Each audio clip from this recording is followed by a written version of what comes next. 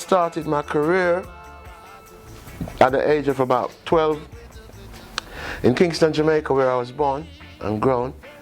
I started out with a friend of mine called Dennis Brown, Roman Stewart, and also, you know, I've met along the way during my school years while I was at school, I met a good friend called Winston McAnuff, who we kind of started to get involved with music business and, you know, started practicing on the piano, and Winston used to bring the guitar to school, so he was always playing the guitar and practicing, writing songs. And during that time as well, you know, we kind of started to put a little group together and stuff, you know, a singing group, because music in Jamaica is something that everybody does, like, you know, as kids. That's what we do, because during those times we didn't have PlayStations, we didn't have iPads and stuff. So our fun thing was making up our own skates, making, you know, fixing up a bicycle, finding parts and stuff. You know, just doing things with our hands and basic, you know, basic stuff that boys do, you know. So yeah, you know, I used to specialize in training my voice, and, you know, Winston always have a guitar. Because initially my dad was like a minister, you know, from the church, and he used to make guitars with like using a cheese pan, a piece of bamboo, and some fishing line, and make up his own guitar, you know. So. Can we live again? Can we live again? Can we move again? Can we go again? Give thanks and praise to the Lord. I think my first experience with recording was at the age of 14, when I became like, I started going around with a group called the 12 Tribe of Israel, which was like a Rastafarian group who was all about, you know, repatriation to Africa and stuff. And I met a guy called Freddie McGregor, who was, you know, from the Clarendonians, which is a group that was really popular in the 60s and the 70s.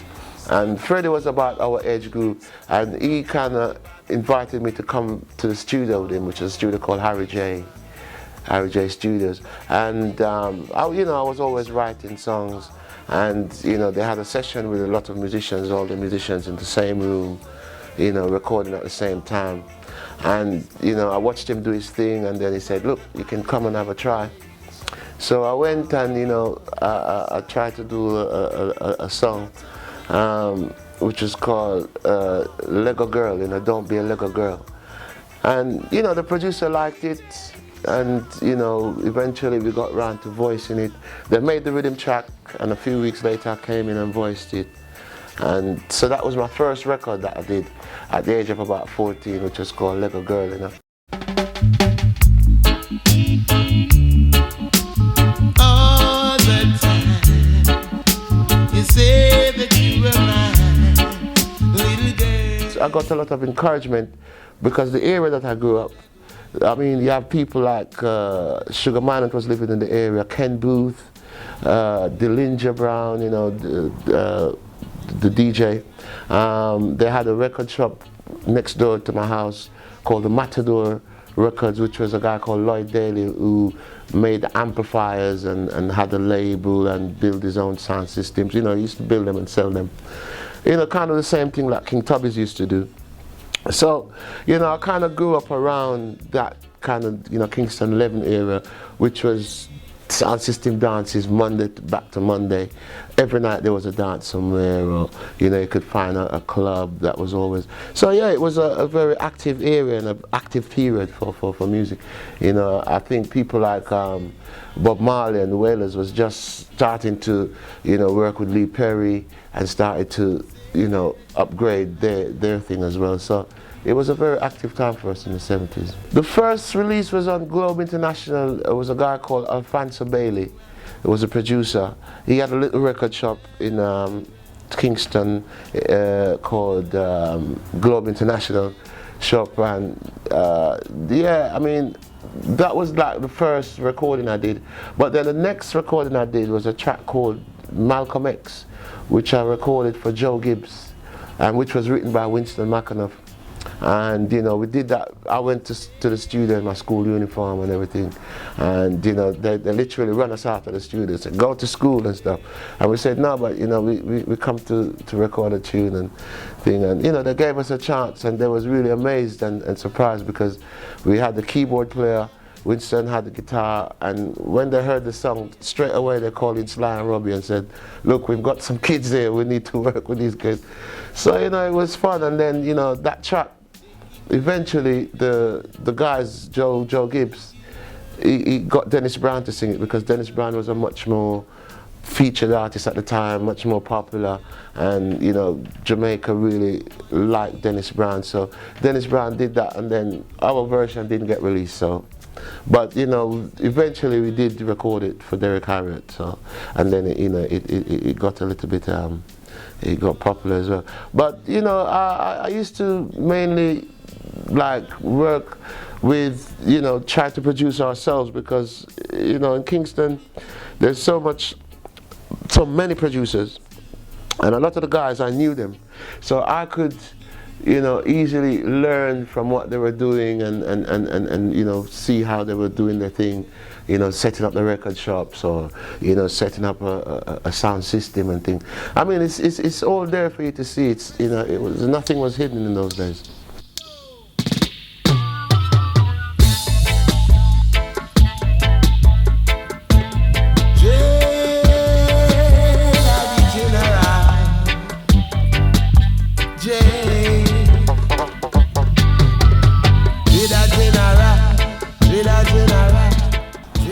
Most of the radio station in Jamaica at the time was controlled by BBC or, you know, some, you know, KFFCS from America or something. So we had like 2 radio stations, RJR, JBC, that was it. We didn't have pirate stations or anything. So the DJs would only play songs that is being track listed from America or from England. So, you know, reggae had a very hard time to get played on the radio. It took us a while to get through to some of the DJs, you know, who kind of, you know, stuck up for reggae and decided, look, I'm going to play this tune on my radio station, you know, whatever the consequences. And then people had to start paying to get reggae music played on the radio. So the sound system and the bars, you know, like the clubs and the you know, the bars was where the music was, you know, like Coxsone sound system. Coxsone sound system was a sound that we used to promote the songs, to promote the artists. It was like a television program, like a X Factor or something. You know, that's where they would, you know, the sound system, the dance hall was where the artist would go to see if the audience is going to like him, you know, because Jamaican people are very feisty. If you come on stage and you're not shocking, they're going to throw some buckles at you, and they're going to tell you, come off of the stage, you know, kind of thing. So it's really sticky. You have to know what you're doing in the dance hall. And plus, you know, everybody's on the same level. It's not like you have a stage, you can run backstage. You're right there with the crowd, so you have to come good. So my first experience with the sound system was a sound called Emperor Fate, which was, it's like late 70s, early 70s, mid 70s. Emperor Fate was one of the, you know, the top sound systems, and I think I had a tune released by Coxsone, which was called Love Is a Feeling, and the next tune called No Mash Up the Dance. He put out 2 singles with me in, I think, 1979, 78. And I took it to the dance, you know, and asked the guys to play it to see the reaction of the crowd and stuff. And because the rhythms was rhythms that was already used before, because one of the tracks that I did, Love Is a Feeling, was initially Eptone's Fight It to the Top. So that was a popular tune in Jamaica. So when my version came out, on the same rhythm track, it just went straight down with, you know, with the dancehall people and stuff. So, you know, I think one of the first sound systems I actually sang on was Kingston, which, you know, I had a tune called Slave, which was on the Answer My Question rhythm, which is a big rhythm in Jamaica at the time. Bang, badap, boo doo boo dum dum dum dum. You know. So and then anything you sing on that rhythm, you couldn't go wrong with that. So I came out with a tune called Slave, and it was one of the tunes that, at this time, Sound Systems was making their own dub plate, their own, acetates, where they cut the favorite songs onto their own, and kind of made it from their sound system perspective. So each sound would probably get the artist to sing, the name of the sound, whether it's King Tubby's, Atani, King Atani, or some of those Jack Ruby sound systems, all these great sound systems that we had in Jamaica. So, I mean, yeah, the sound system era was I mean, I'm not sure now. I don't think sound system era is as big as it used to be in Jamaica, but that was where like artists, patterned their skills. People like a lot of artists came from the sound system era. People like Liquor John, Sugar Minot, Tristan Palmer, endless. Junior Reid is one of the artists that did a lot of sound systems before they got really popular. So yeah, it was for me the whole experience of sound system was the key to my career.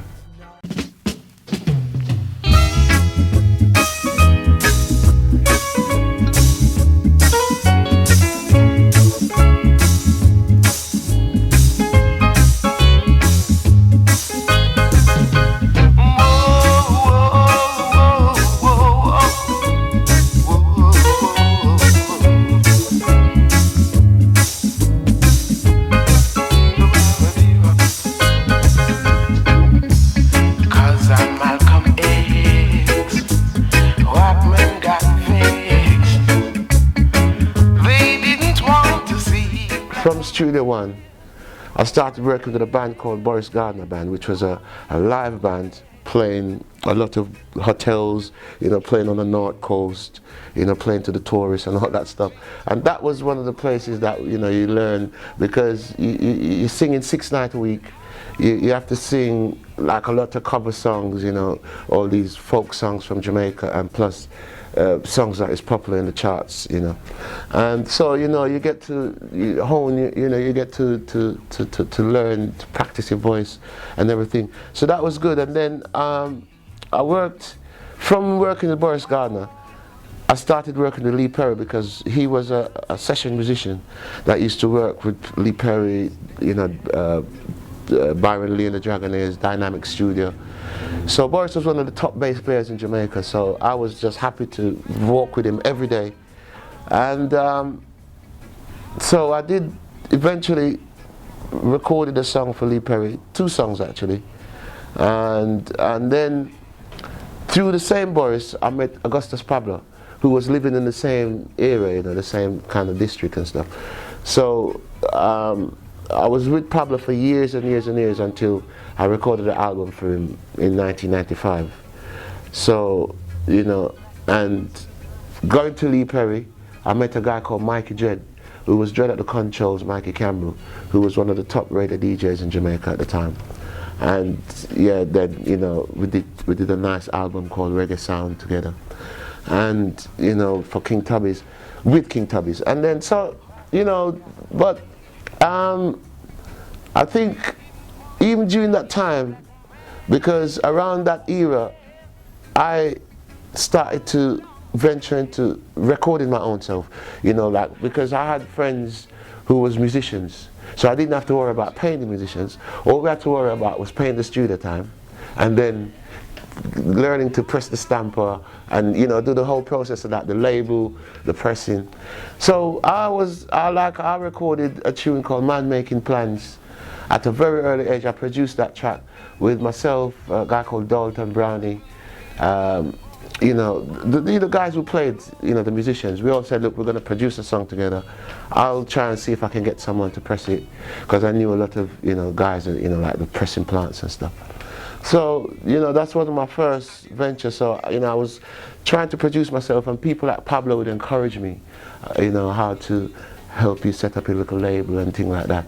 So, you know, and then, you know, so from an early age, I always wanted to do that kind of, you know, get into that part of the business. Like, whenever I earned the money from doing a recording for someone, I would take that money and try and put it back into the business, you know, try and press something for myself, you know, to keep my name going as well, because, you know, every day you have a new artist come out, and they forget about some of the artists, because there's so much artists come out of Jamaica.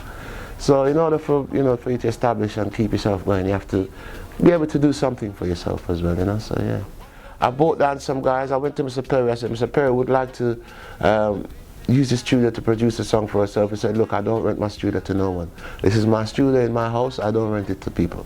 I said, but Mr. Perry, I have a set of guys here, which was Steely from Steely and Clevie, Dalton Brownie, Albert Malawi was playing drums, and you know, we had a whole set of young rebel musicians, you know, and so I was trying to introduce them to, you know, like Mr. Perry, and he said, okay, go and let me hear what you guys have, you know. So we went in and we tried to record Freedom, you know, and he said, yeah, I think I like this tune, and so he said, come back. Like, he gave us a couple of weeks to come back. We went practice the song. So we went back with it, bam, you know, like one take, straight. You sing, record, everybody's recording and singing at the same time, because he only had like a 4-track tape or something. So it had to be perfect, you know, it had to be, you know, on cue. And he was a kind of perfectionist, so, you know, so we had to be on point. So yeah, you know, working with Perry was really interesting, because a lot of the times you would be there and he'd be just mixing, maybe he'd be mixing like Police and Thieves or something like that, you know. At that time he was just recording Art of the Congos, which was one of the phenomenal albums. He was also working with Max Romeo, Babylon, Step by Step Out of Babylon. So it was very exciting time, man, and I mean, I used to just go to the studios every day just to watch him work and stuff. I mean, you know, every morning he would go to the beach, do some jogging, come back with some fish, we would cook, he would just go in the studio, and you know, it was just fun, you know, because we had a big thing that we roasted fish, you know, outside the studio, and then, you know, we bring up some good vegetation, you know what I mean, and stuff like that. You know, and so it was always fun, and there was always so much different, unique people passing through. You know, there was like Bonnie Ruggs from Third World. At the time, it was called Bonnie Clark. He'd just come from America. Then, you know, you had all these strange musicians coming from all over the world just to come and see what Lee Perry was doing, because he was making, he was taking dub music into a different era. You know, he had all these equipment that he kind of like made from like bamboos and from springs and stuff, from the bed spring and all that stuff. But he was making some serious dubs, you know, making some serious mixes. So, you know, a lot of people started getting interested. Then, you know, Bob Marley was also involved, you know, doing a few tracks, and Island Records started to get involved in the whole thing. So it kind of evolved from there. But for us, you know, because for me, I didn't really do an album with Lee Perry, because we was always moving around, because in Jamaica the studio evolves, you know, like every studio have a sound. So Lee Perry had his own sound, which you could know his sound whenever you hear it. Then you could go down the road and Channel 1 had a different sound, which was kind of a little bit more modern, was like the 80s dancehall. So we would more kind of tend to want to get involved in that, because people like Shabba Rankin and stuff was, you know, starting to get really crazy. It was getting really, you know, international and stuff. And, you know, Yellow Man was like making massive inways into the international market. So we kind of like say, yeah, Lee Perry's alright, he's cool. What he's doing is not being played on the radio that much, but we wanted to be where it was, you know, where it was happening. So yeah, you know, but eventually we all ended up going back to Lee Perry, because he was doing something futuristic. You know, it wasn't for today, but you could know that there was something in there. You know, King Tubby's as well, you know, when King Tubby's do a dub LP, it wasn't something that Jamaican people was interested in. They just want to hear the DJ on the dub. We don't want to hear the dub. We want to hear the DJ. We want to hear Jazzbo or Daddy Roy or someone like that, you know, or Admiral Bailey. But the dub music was always something that Tubby's was a man who always tried to perfect it. And I mean, like, it's almost 40 years now, 30 years later, and dub music is one of the most pregnant thing in out of Jamaica, Jamaican music. So yeah, I mean, it was a very great time working at Lee Perry, working at the Black Art, because so much, interesting stuff came out of that studio. And it was just a little 4-track studio, It wasn't like big like Dynamics who had like huge 48 tracks and big money guys. Around that time, because the whole thing started to get really, we started to get on top of each other, because, I mean, people started coming around like Lee Perry. A lot of gunmen started getting involved in the music business now. They started to think that, boy, there's a lot of money, a lot of foreigners, a lot of tourists coming around to these guys. And, because people was getting drawn into Jamaica, a lot of Japanese people was coming. It was getting really nice and vibrant, on the music front and stuff. And I mean, you could go to Tough Gong Yard and you'd see like hundreds of people. It's like a busload of foreigners come, German people, come to see what was Tough Gong Studio about. What Bob was playing football. People was just there taking pictures. Bob trying to brush his teeth. People like, it was getting a bit too monotonous. And then, you find that people like. A lot of the politicians was getting involved into it, like the gangsters, and people start getting killed. They shot up Bob Marley. They almost killed Lee Perry. They attacked him at his house, and stuff. And it was getting a bit rough and stuff. And then at one point, I think early 80s, I had a chance to come to England with Mikey Campbell was invited by David Rodigan to come to England to, do some radio shows on BBC, just to do a guesting. Because I'd done an album for Mikey, he said to me, look, I want you to come to England with me, and I'm going to try and get a deal for this album because I really think it's a good album, which was a Reggae Sound album. So I think it was about 84, 85. And I think I tried to find my passport. I didn't have my passport at the time, so he bought Eddie Fitzroy instead. So I was really gutted because I've never left the island, and I was like, yeah, I want to go to England, because some of my songs was being played a lot in England, like the 2 to 1, Mash Up the Dance, a lot of sound systems was playing it. People would come from England and say, yo, 16, you mash up the place at England. I'm like, wow, yeah, I want to go to foreign. But I was still cool and sing. So there was a tour that was coming up with a guy called Tenasaw, who was one of the big artists at the time, dancehall vibe and stuff. And a friend of mine was doing the tour from Birmingham called Stafford Douglas, who had a label in Birmingham in England. So he invited me to come up and with Tenasaw. So I came up with Tenasaw and did a nice tour, a very successful tour. And so I think I kind of overstayed. So I got deported. They kicked me out of England. They said, look, you stayed 2 days over, mate, go back to Jamaica. So I was like, you know what, I want to come back to England. So I had some friends, which was a guy called Tony Owens, who was managing a group called Musical Youth at the time. And Musical Youth was big, they passed the Dutchie and all that. So I said, yo, Tony, I want to come to England because I met this girl and blah, blah, blah. And then, so anyway, he sorted out something. I came back up to do a tour with a band called the Instigators, I think, was originally Mafia and Fluxy was, from that band. So Tony, he knew some MPs and whatever. So I came back up to England about 87.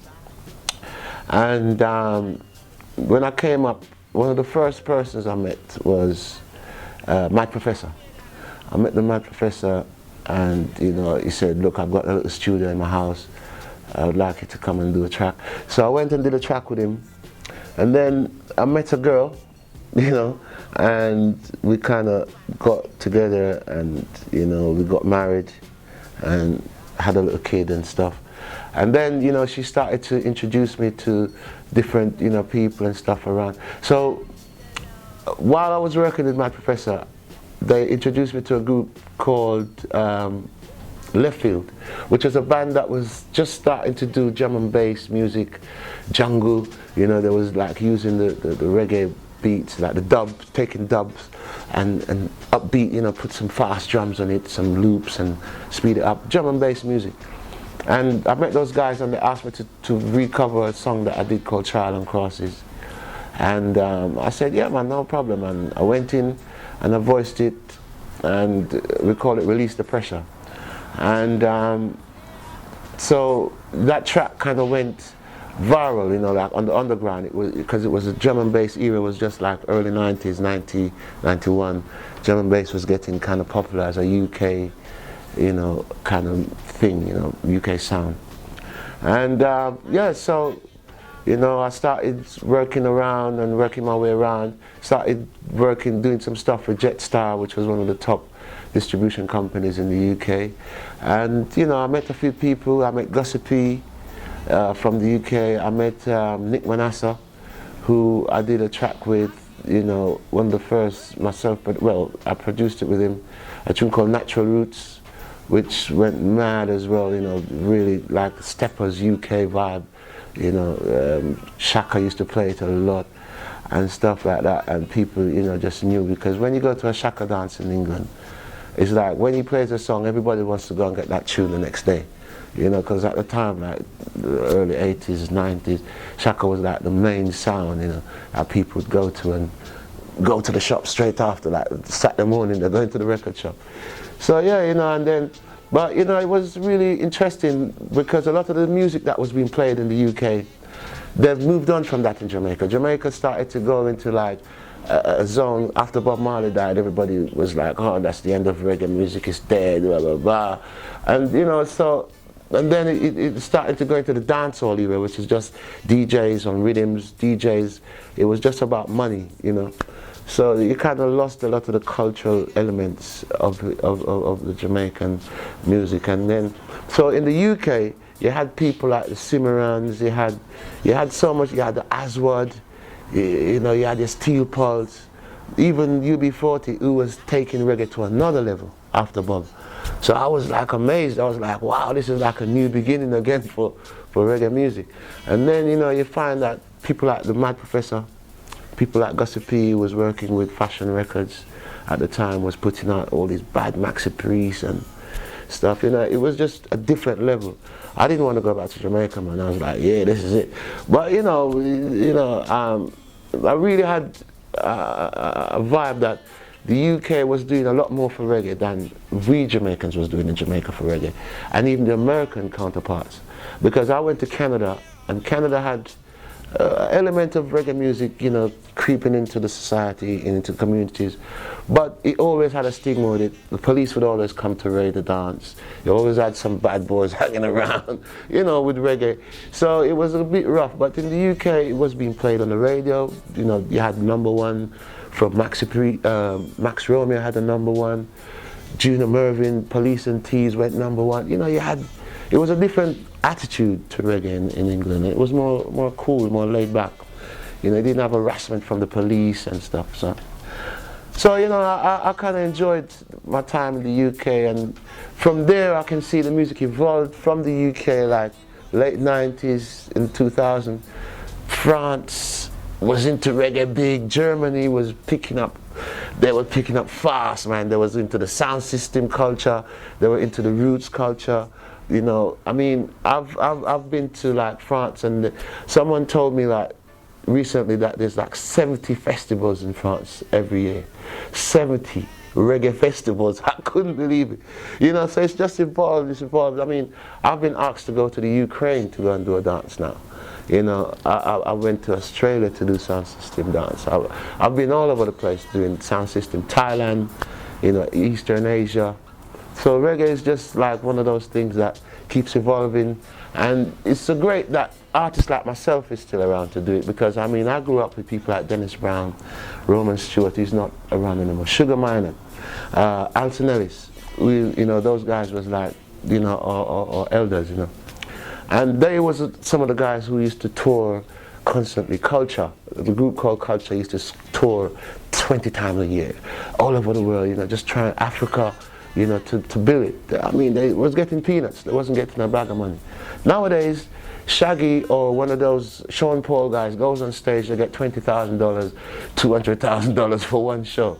You know, so, you know, we've earned from that. We've kind of earned from stuff that our four you know, elders did. You know, people like Bob Marley was touring extensively, you know, for not great to be the money. But the music was going out there. It was going into different areas. Reggae music, yeah. So it's a talent, you know, it's a talent that I was given from Jah, you know, from the Most High. And it's something that I've grown up to see, like a lot of people, like my friend Hugh Mundell. He had a talent, but he got overexcited.